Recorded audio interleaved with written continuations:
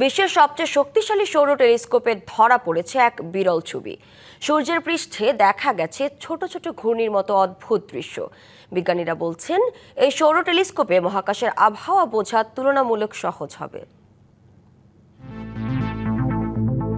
সূর্য নিয়ে বরাবরই মানুষের আগ্রহ বেশি। খালি চোখে যেখানে সৌরজগতের এই নক্ষত্রের দিকে তাকানোই বিপজ্জনক, সেখানে সূর্যের পৃষ্ঠদেশের নিখুঁত ছবি তুলে তাক লাগিয়ে দিতে সক্ষম হয়েছেন বিজ্ঞানীরা।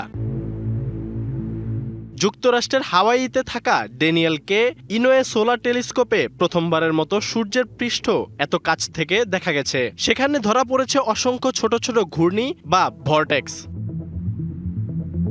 এগুলো তৈরি হচ্ছে উত্তপ্ত গ্যাসের প্রবাহে সূর্যের চৌম্বক ক্ষেত্র ঘুরে যাওয়ার কারণে। বিজ্ঞানীরা একে কেলভিন হেলমহোল্টজ অস্থিরতা বলছেন। এই ঘূর্ণিগুলোতে শক্তি জমা পড়ে সৌরঝড়, সোলার ফ্লেয়ার বা করোনাল মাস ইজেকশন হতে পারে।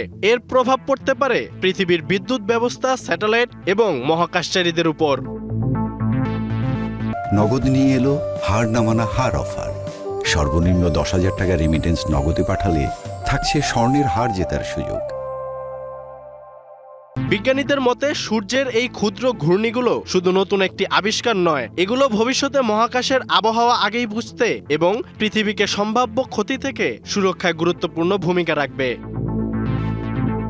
সূর্যের আরও সূক্ষ্ম রহস্য উন্মোচনের মাধ্যমে বিজ্ঞানীরা আশা করছেন ভবিষ্যতে মহাকাশের আবহাওয়া আরও নির্ভুলভাবে পূর্বাভাস দেয়া সম্ভব হবে। আল মুমিত, ডিবিসি নিউজ ডেস্ক।